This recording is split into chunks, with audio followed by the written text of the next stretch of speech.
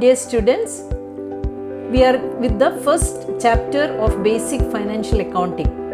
First two modules I have already explained. The first module I have explained the definition of accounting, features of accounting and the basic things about accounting. Second module we have explained we have learned some of the basic terms of accounting. So this module, the third module, I am continuing with the basic terms of accounting. So from where we stopped the second module, we are going to the third module where we will learn the basic terms of accounting. I told you this is very important because whenever you are learning accountancy, these terms you will be using always. So the first point I want to tell you today is folio. The folio means it's like a page number. So why we use folio in the accounting is folio column is provided in the journal and ledger.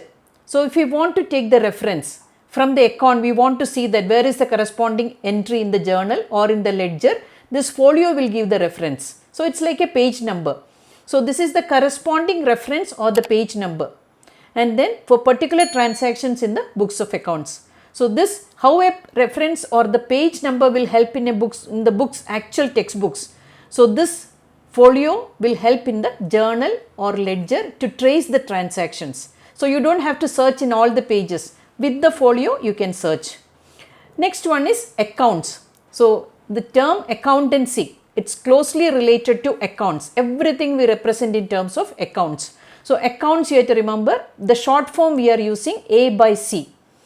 An account or a ledger account is a summary statement of all the transactions relating to a particular person or an expense. If it's cash or if it's M's account or A's account or B's account who has got business dealings with the firm.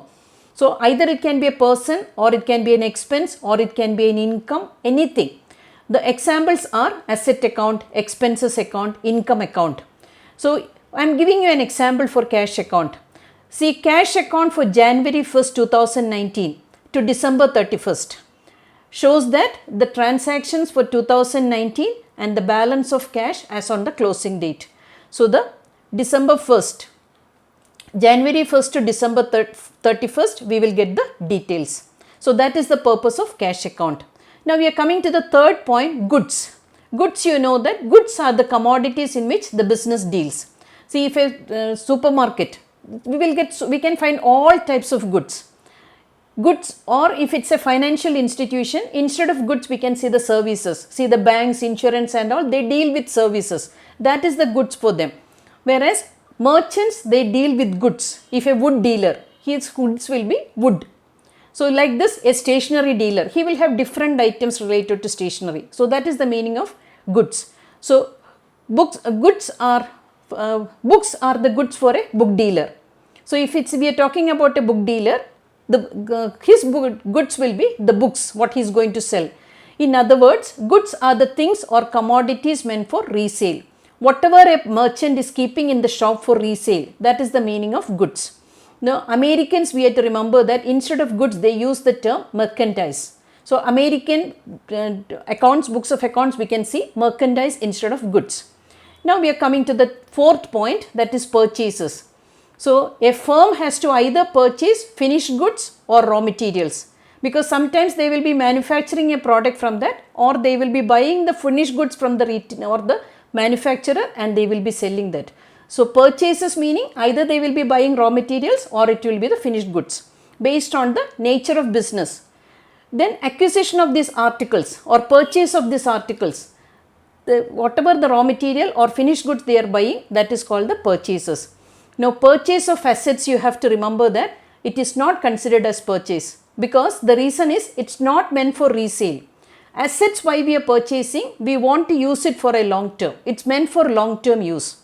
Then one more thing you have to remember, purchases can be in cash or in kind. So we will come to that. All these details I will give in the later explanation. So purchases, for time being you have to remember, it can be in cash or it can be in kind also. Now the related term for purchase is purchase returns or returns outward. Now why we are saying that it's returns outward? See, I told you the firm is purchasing either raw materials or finished goods. If it has not satisfied the terms and terms agreed by both the parties. That meaning the person who is purchasing the item and the supplier. If the terms are of substandard quality or anything like that, then the person who bought the goods, he will return that to the supplier. So that is why purchase returns is also called as returns outward. So the first point what I wrote is, if goods purchased are returned to the supplier, it is known as purchase returns. So we are returning from the firm to the outsider. That is why it's called returns outwards.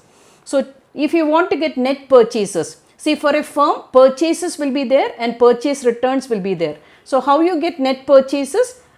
The gross purchases minus purchase returns will be the net purchases. Now, purchase returns I already told you, it's also known as returns outwards.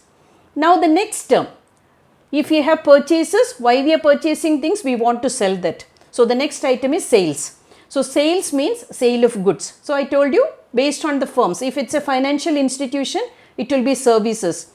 For other people or other businesses, it will be goods. So profit, why we are selling goods? We want to make profit or loss. It's not the loss, this is not the intention. Either in the transaction, we will end up getting a profit or we will get a loss. So sale is made to make profit, usually the business firm, and in certain situations, we will end up making a loss. So sale of assets, see the purchases also, I told you that purchases of asset is not considered as purchases because we are going to use it for a long term. Similarly, sale of assets also we will not consider it as sales. So that will be treated in a different way.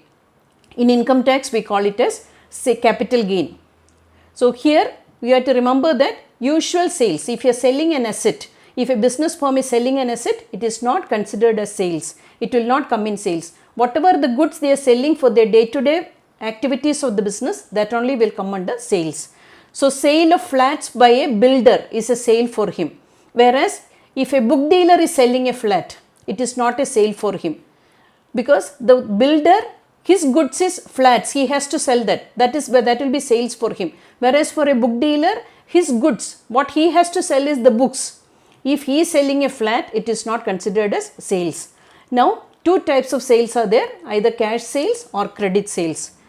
Then, how you get the net sales? Just like purchases, gross sales minus sales returns will be the net sales. Always we have to remember that we will do the calculations based on net purchases and net sales in accounting. Now, the related term is sales returns or returns inwards. See, I told you purchase returns, we are calling it as returns to the outsiders or to the supplier. So that is why we are calling it as returns outwards. Whereas in the case of sales, see, a customer bought a thing from our business firm. He is not satisfied with that. So he is returning back to the firm. So this is inward, returns inward. Customer is returning it to the firm. So sales returns is also called as returns inwards. Now sales returns is the goods returned by the purchaser or the customer to the firm. So that is more important. You have to remember that sales returns and purchase returns. We have to consider both these terms. Now the next term is stock. This is very important. Any financial statement, if you will see, you can see that opening stock will be there and closing stock will be there. Any problem we will give, opening stock will be there and closing stock will be there. This is very important. So goods available with the business for sale on a particular date is termed as stock. Whatever be the stock, if it's a granite dealer, whatever the stock he has on a particular day, that is the stock with him. So opening stock is there and closing stock is there. So this you have to remember that at the beginning of the accounting year, whatever stock he has, that will be the opening stock. And he will continue the transactions for that accounting year. Whenever he is closing the books of accounts at the close of the financial year, usually March 31st, whatever stock he has, we call it as the closing stock.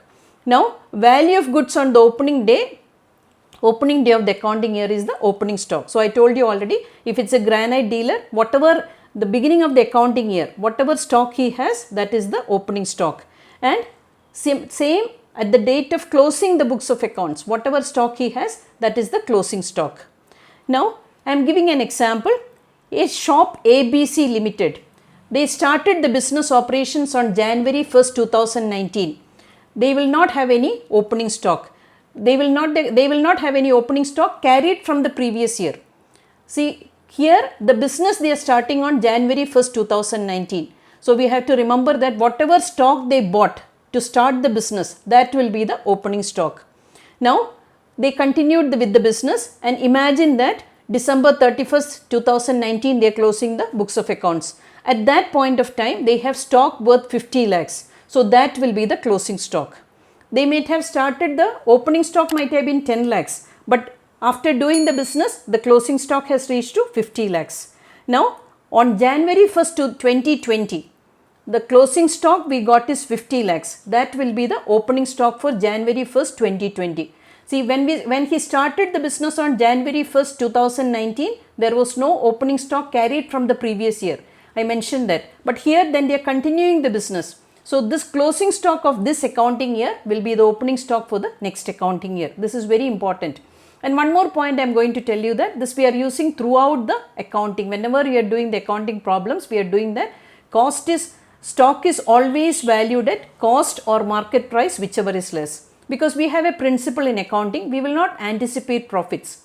See, the stock means whatever the finished goods you purchased or the raw materials you purchased. Sometimes there will be an unnecessary increase in, or an immediate increase in the price. Sometimes there will be a very decline in the price also. So we cannot anticipate any profit, or we cannot anticipate any loss also. So stock will be always valued at the cost or the market price, whichever is less. We will not inflate the books of accounts. So we will not give any. So to make it a standard one, this is the principle we are following. Stock is always valued at cost or market price, whichever is less. Now we are coming to the next point, debtors. See, debtors, you have to remember, the term debtors refers to the persons or parties who have purchased goods on credit from the business firm and have not paid. Always you have to remember that it's when a business is doing, when a person is or a business firm is doing business, it's not always the cash transaction.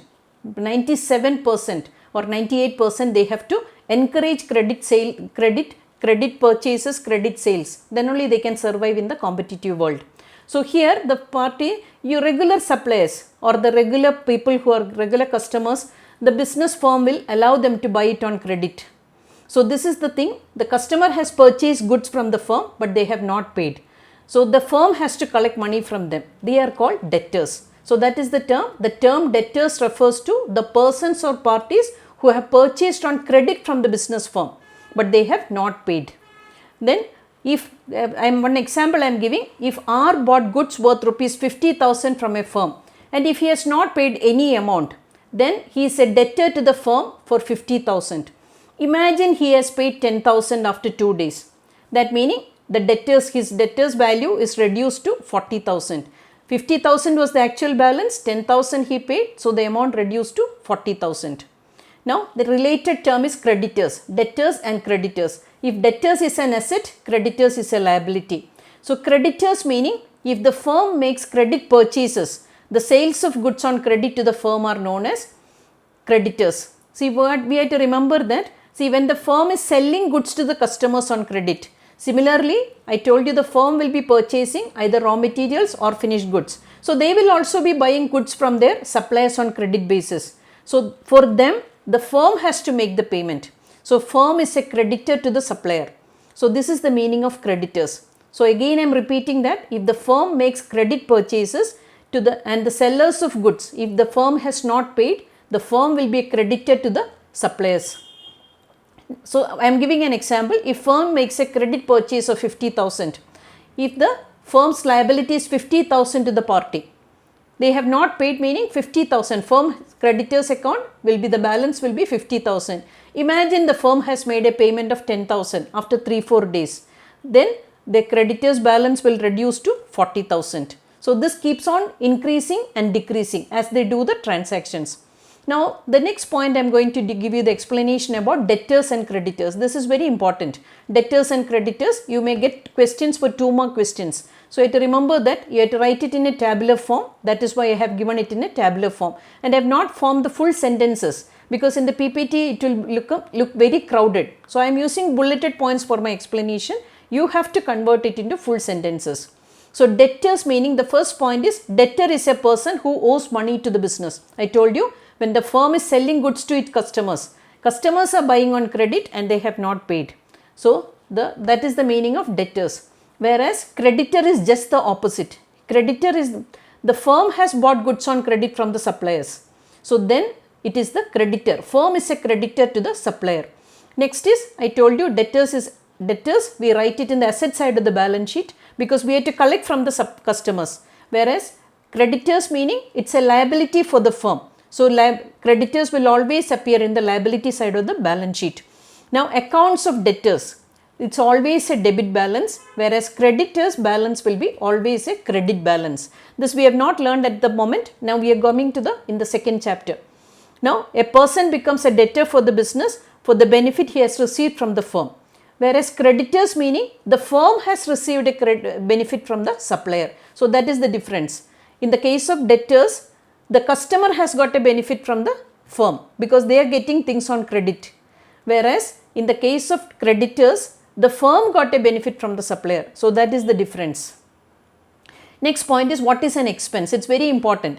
When through sales we are making an income, and then related expenses are there. Advertisement will be there, salaries will be there, insurance will be there, storage expenses will be there.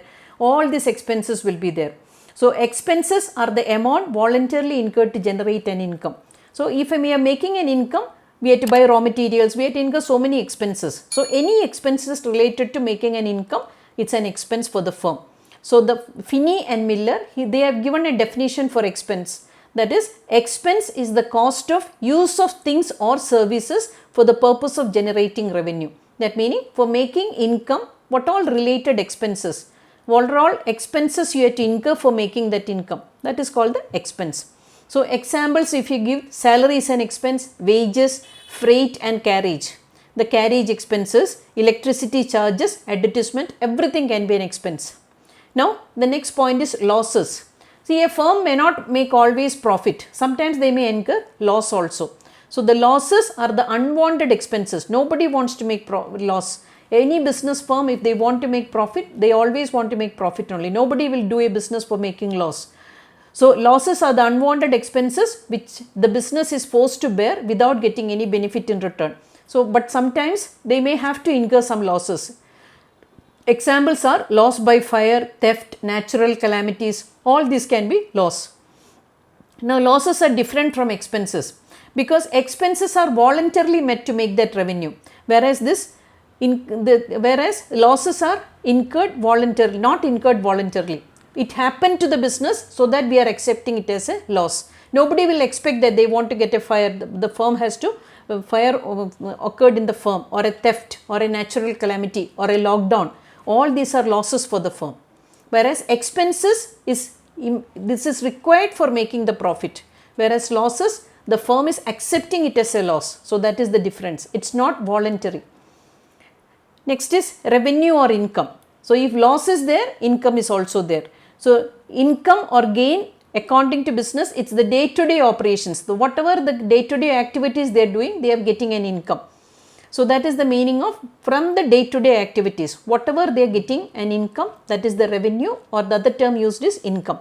So receipt from sale of assets, it's never called this capital income, and we will not consider. That is why I mentioned that day-to-day activities of the firm. See, if you are selling an asset we are using for long-term use. Why we are buying an asset? We want to use it for a long term. So we cannot, if you are selling an asset, we cannot call it as a income for the firm. I told you in income tax we call it as capital gain. Now revenue income is recurring and repetitive in nature. Whatever the day-to-day activities they are doing, so it's repetitive. Every day they will get that income or the revenue. Now examples are rent will be there, commission will be there, dividend will be there, sales will be there. All these are revenue or the income. Next one is voucher. Voucher is also important. Voucher, the documentary evidence in support of a transaction. You know that for audit purpose, every firm they have to do the accounts audited compulsorily. So when the auditor will come, if they see an account, an entry in the journal or in the ledger, if they are suspicious about the transaction, they will ask for the voucher. Voucher is the supporting document. Say for example, if the business is running in a rented premises, so the rent, the receipt, what they are paying it to the landlord, that they have to show it as a voucher. So voucher is a document for either goods purchased or some services received from the outsiders or some expenses claimed by the outsiders. Now voucher will indicate the authorized mode of payment also, whether it's cash payment, immediate payment or credit payment, and the ledger account in which that transaction we are going to enter. Examples, cash memo will be there if it's a cash paid, bills will be there, what we buy from shops we will get bills, counterfoils of bill payments. See, if we are paying tax payment, we will get or any bank transaction, we will get only the counterfoil. Then bank receipts, fixed deposit receipt, all this can be vouchers. Now, what is the meaning of profit? Profit is the money that a business firm earns above its cost to produce and sell goods and services. So, profit, how in the competitive world, how the business firm will survive is maximum profit if they can make, they can survive in the business. That is how they will do that. Now, in other words, it's the amount of income left over after meeting all the expenses. So, that is how you will meet income. So, the profit is revenue minus related expenses. Now, profit can be gross profit or net profit. I told you in accounting we will make trading and profit and loss account. In trading we will just direct only the manufacturing side we will consider. The sales minus cost of goods sold. We will get the gross profit. From the gross profit we will make the second statement, profit and loss account. So, that profit and loss account we will all the other expenses also we will consider, advertising, sales, purchases, commission, everything we will include. So, discount, everything we will include, then we will get the net profit. So, gross profit and net profit is very important. These are very important terms for a business. Now, trading account will give the gross profit and the profit and loss account will give the net profit. Now, what is the meaning of gain? Gain result from sale of an asset. I told you, when we are selling an asset, we are not considering it as sales, because assets are meant for long-term use in the business. So, when you are selling an asset, we are getting some gain. I told you the term capital gain we are using in income tax. So, a gain is measured by the proceeds from the sale minus depreciated value. We will learn about depreciation when we are using an asset which is you going to use for a number of years. The firm will charge depreciation, the reduction in the value of the asset.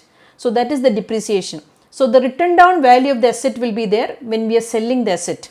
So, from the sale price, the written down value of the asset on the date of sale we will take, then we will get the gain for that. What is the gain? By selling that asset. So, gain is not the main activity of the business and it's always reported as the non-operating or other revenue. See, for a bank, so bank's main activity is they're accepting deposits and lending. But if they're doing if they're selling some insurance products, it's not their main activity. So, it will come as a other revenue. Similarly, if they're giving a bank guarantee or they are giving a guarantee for letter of credit or for export or import, if they're giving some guarantee, bank guarantee, that is other income for the bank. So, that is main income will be their banking activities, and this will be this other related items by selling insurance or bank guarantee or letter of credit or export import invoice, all this will become other revenue for the banks.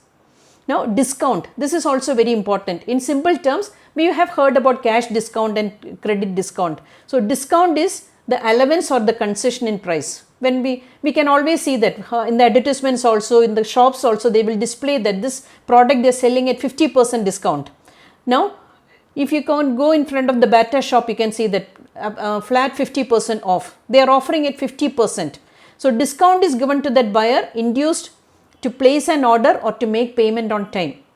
So, two things they will expect. One is immediate payment and they are giving a concession in the rate from the actual price. So, gross amount minus discount is the net amount. There are two types of discount. One is cash discount and next is credit discount. So, cash discount is offered to encourage the buyer for quick payment, immediate payment. If you are making a cash payment, then you will get the cash discount. So, cash discount is normally shown in the quotation and the invoice. When a supplier is giving goods to the firm, they will mention that if you are making immediate cash payment, 2% cash discount will be there. Then this discount will be deducted from the total price. So, the buyer has to pay only the net amount.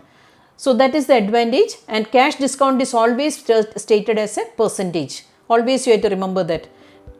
So, this is with this explanation, we are coming to an end of the basic terms in accounting.